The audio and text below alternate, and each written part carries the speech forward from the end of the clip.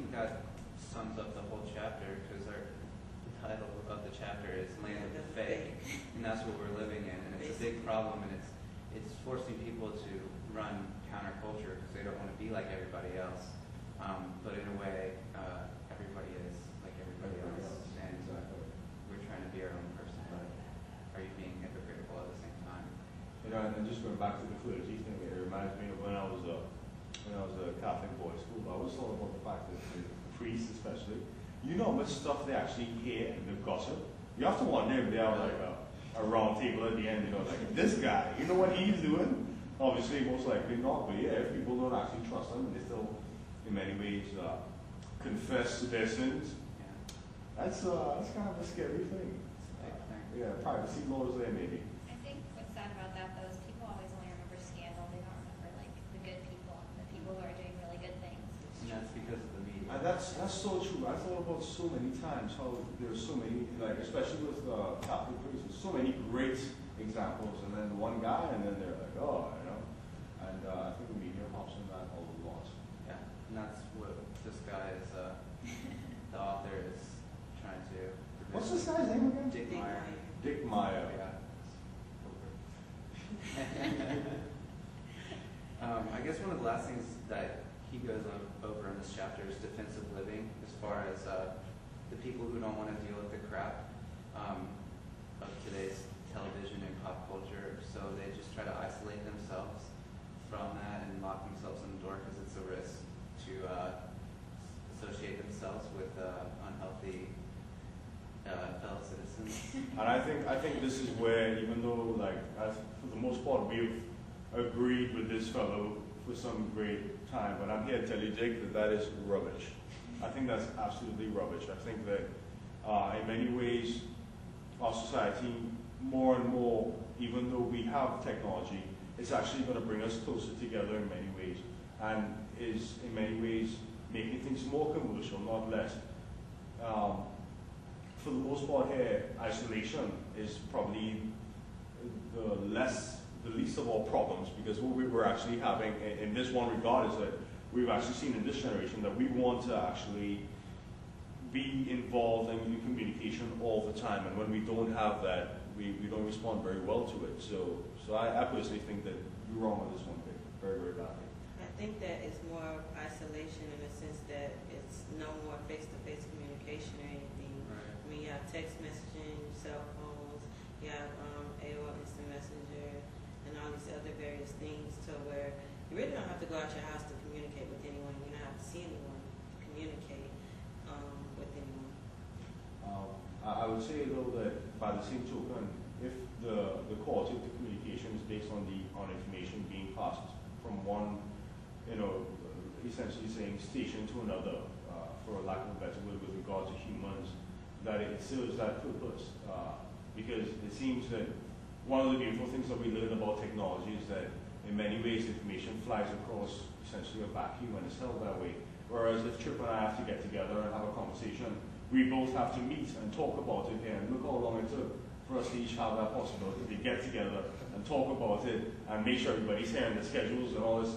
And when you communicate, you can just, the other person doesn't always have to be there on the other side at that exact moment, which is something that's different compared to physical communication. And that's why one reason why our world is a lot better. I think one point he was making in the book, he was like, people are there and you're talking to somebody who's 2,000 miles away, but people right next to you, not interacting with them. So I think, Yes. I think that's like a terrible thing. I know a lot of times, like when I was growing up, mom would be like, okay, when they walk on the street, they have to say hi to like, their neighbors, or they have to say Me hi too. to somebody Me too, walking yeah. on the street. But nowadays, like, you completely ignore people walking on the street, but you're talking to somebody over in California or something like that. So I think that's another point that he was trying to make. I think it's kind of reality. Like we're so much contact, people are so far away, the people who are right next to us, we really make an effort to communicate with them. I think that's a great point. I think that's an excellent point. I know for me though, I've moved so many times, like when I was younger, and just been to so many different schools, that it's nice to easily be able to communicate with somebody that I was best friends with 2 years ago who doesn't live in the same state as me. And it keeps me a lot better connected to everybody's lives that I'm not part of anymore. So it has its good and its bad. Oh, most definitely, most definitely. Shall we move on then? Yeah. I think essentially the next point here is we're going to talk about this concept of truth and what we believe and how that plays into our society and into our life. The word of the year starts off this chapter, and it's truthiness, and that basically came from Stephen Colbert, explaining that everyone comes up with their own truthiness and what they believe. And this is a quote from George Costanza: "It's not a lie if you believe it." And that's where the chapter starts out, and we're all programmed now because everyone's so full of shit to decode these people and try to detect bullshit, and that's where he goes with this chapter. I don't know if you guys want to touch on that, or you guys want to use curse words. I think you're definitely right. I think more and more society has evolved, and people have come forward. It's kind of interesting because in many ways you think that it's less and less able for a person to do that because information is everywhere and because you can see what's happening in the world. It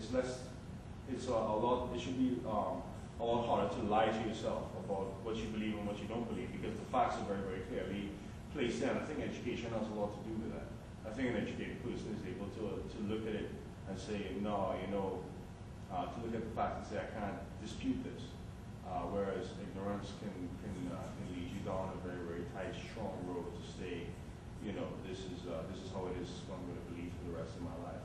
And I think that's one of the reasons why education is so important, because it helps bridge our way to speak. Actually, what's interesting is Washington, first president, he was one of those guys who actually believed that the more you talk to someone about something, he would he would have all of his commanders come in and he would talk to them about something, anything that was happening, invading, fighting the British or this and that, whatever it was.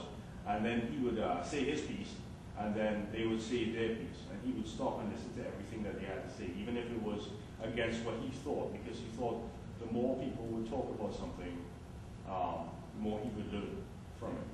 And, so therefore, it was a way, and I think that even though people today think, I have to issue with Maya again in this way, because I think that for the educated man today, if I don't believe what you believe, what you say to me though might incite me to the other side, and might give me a view then of what I may be missing, and that's the balance that we need in society.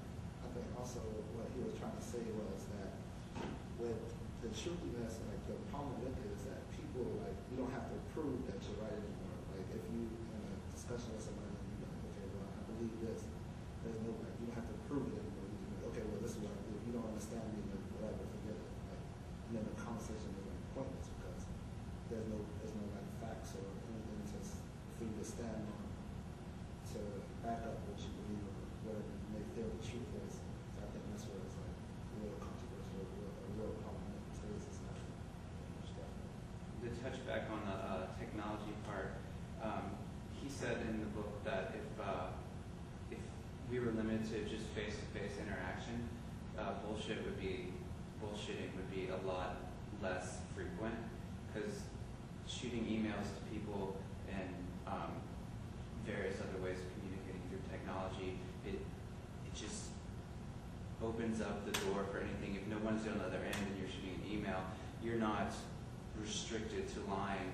Because we're face to face, somebody can read through you if you're sitting here lying to them. But this is true. Over email and all this other stuff. Sure, I like that quote a lot, by the way. My God. Thanks, man. But that's one of the main points that he has in here. Is just like, now that technology is taking over forms of communication, it's just a lot easier to lie and